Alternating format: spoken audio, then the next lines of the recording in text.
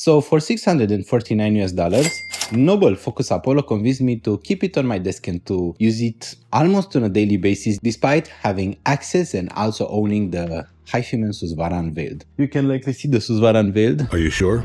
In the corner. But what is so special about the Noble Focus Apollo and how did this thing, which is a Bluetooth pair of headphones, convinced me that they are good enough for my actual leisure time. Noble Focus Apollo is currently one of the priciest and most flagship pair of Bluetooth headphones. In fact, that was the idea behind designing it. The team behind Noble wanted to create the best sounding, most flagship pair of wireless Bluetooth headphones. Of course, I already did review the Focal Buddies. If you've read that review or if you've seen the video, I actually did not like the Focal Buddies. I found that they are too expensive for the kind of sound they offer. So here we have the Noble Focus Apollo. First off, this is a pair of headphones which is not necessarily the most comfortable. For my ears, they are at the limit of being too small. There is a bit of a hotspot at the top of my head, but at the same time, the passive noise isolation that they offer is insane. I can't even hear myself talk right now. You know, this is passive noise isolation.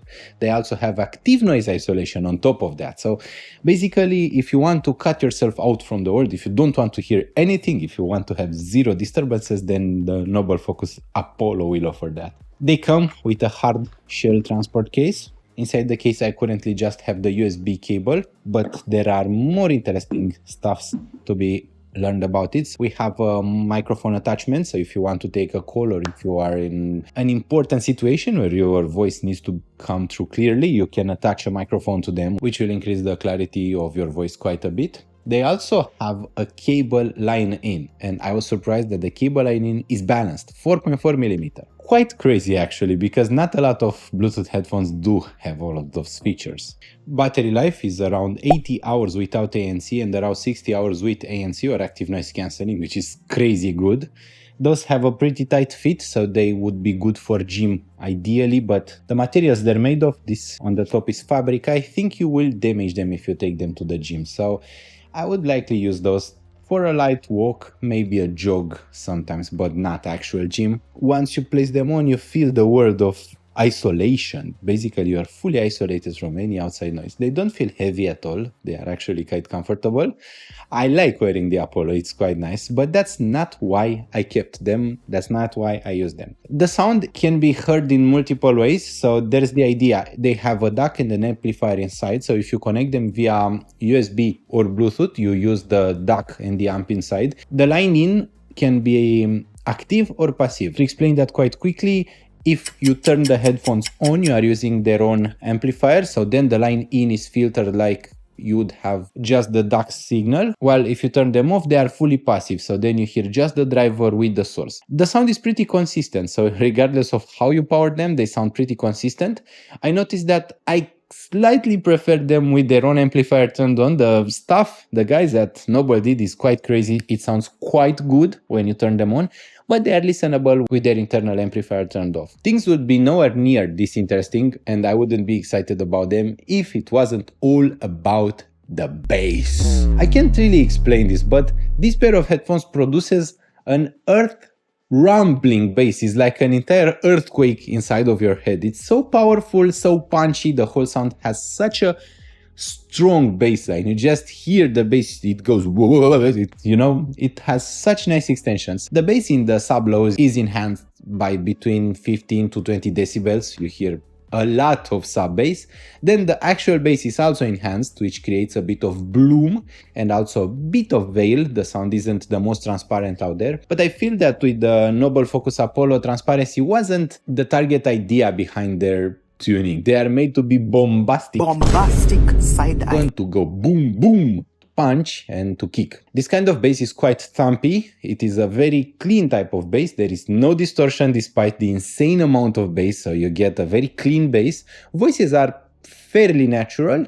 They are thickened and a bit warmed up by the bass, while in the treble you get a bit of sharpness to balance out the bass, because otherwise the sound would be quite boring and quite hard and heavy. The entire sound is actually very enjoyable. It's like you get a full bass, it's super commercial, super fun. This is a pair of headphones that actually sounds not audiophile. They sound like a commercial pair of headphones, but done well. Everything just sounds good. Earpads are pretty soft, so despite them having a pretty tight fit, they clamp not quite hard on my head. The earpads are soft and they do provide good comfort. Using the line-in cable, I don't even know how that works because most headphones don't have a 4.4mm pole, but I tested it, it works well with a balanced output. What I can tell you is that if you are looking for bass and if you are looking for a pair of Bluetooth headphones that has all the power, the strength and the punch in the world, then you will surely enjoy the Noble Focus Apollo. Are they perfect? Nothing in this world is perfect, absolutely nothing, but I think you would love the sound.